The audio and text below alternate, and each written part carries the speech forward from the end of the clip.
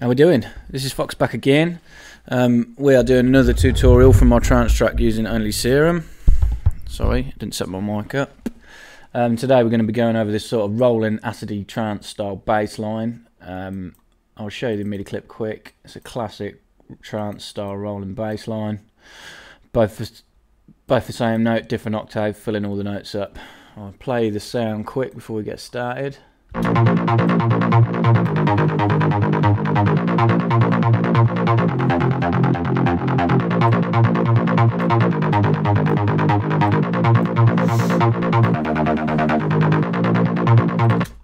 There you go, a lovely acidy twang to it. That's down to this acidy waveform.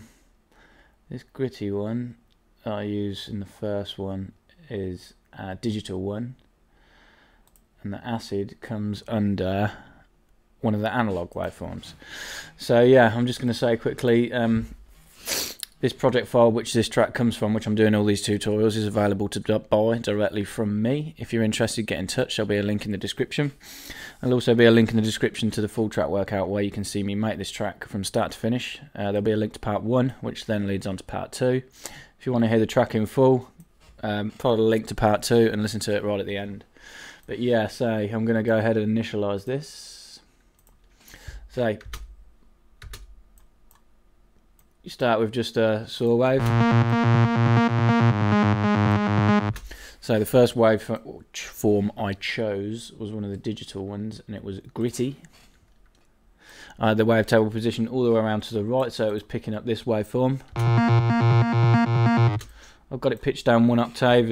It's just the way I've done it inside my DAW. It doesn't really matter. As long as you keep both these two waveforms on the same octave, you're going to get the same sound that I do.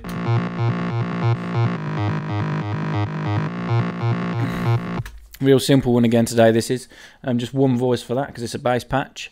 Oscillator B, we're going to click turn it on. Route both of these through the filter, A and B highlighted. Oscillator B, I say, is one of the analog waveforms, and it's this acid waveform. I did change the wavetable position on this. I'm going to solo it and I'm going to sweep it around till I get to the point where I was set at.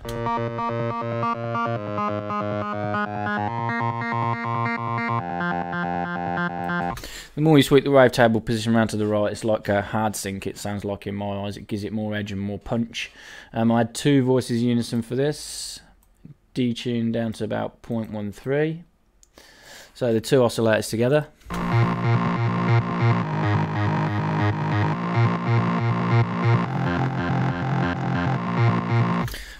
For the phase, random, pan and level for both oscillator A and B. Don't touch them, I didn't. It was a real quick patch that I made, but it achieved what I wanted it to achieve.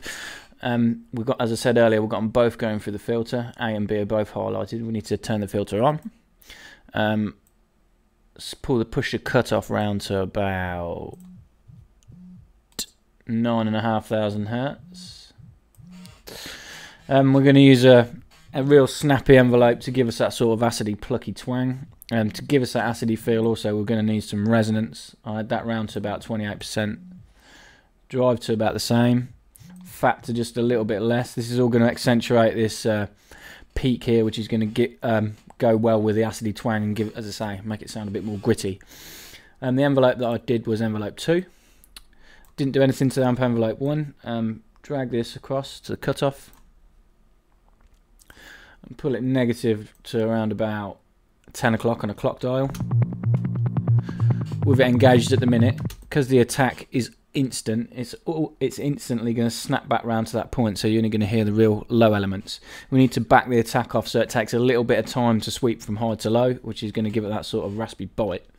You'll see this as we decrease the attack time. Pull decay down to 0, it doesn't matter because the sustain's on full.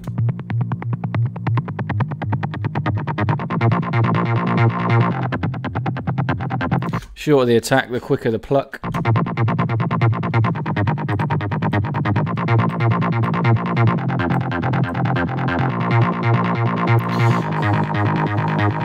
I had it round about there, 132 milliseconds, and I'll just straighten the curve off so this is dead center, so it's a real sort of linear action.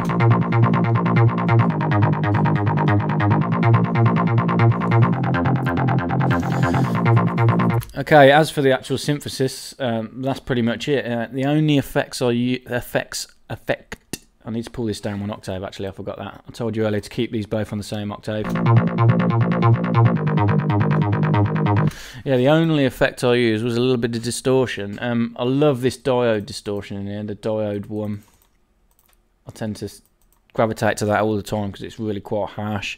The drive I pulled down to about 11%. The mix I had on about 67.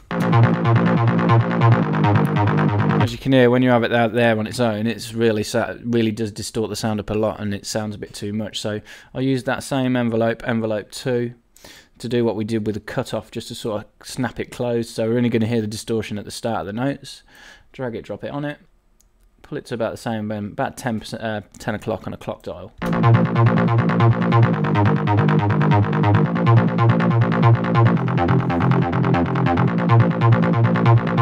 That is it. That is the sound done. A real quick one today. Real easy to get a nice sort of plucky acid sound out of this machine with the acid waveform.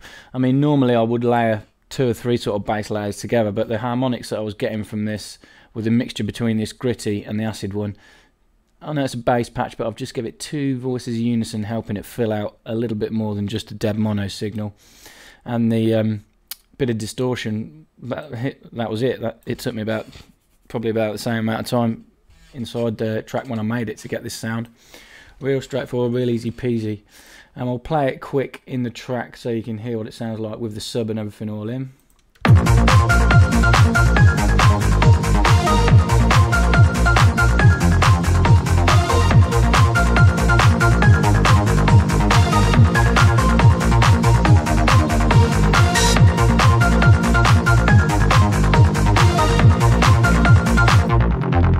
Bass group on its own, just with a sub.